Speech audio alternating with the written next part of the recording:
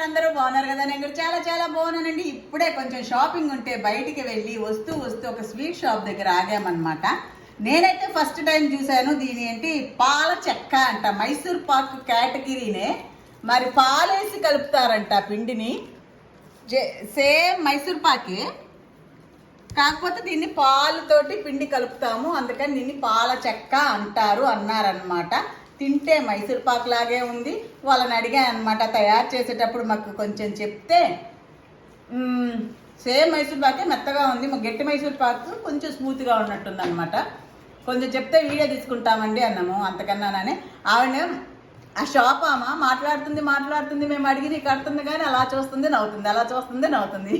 కొద్దిసేపు అయ్యాక ఉండబట్టలేక మిమ్మల్ని ఎక్కడో చూశానండి అనింది అనమాట. అలాగనమాట. అప్పుడప్పుడు అలా పలకరింపులు వస్తుంటే భలే హ్యాపీగా ఉంటుంది. పాల చెక్క వీడియో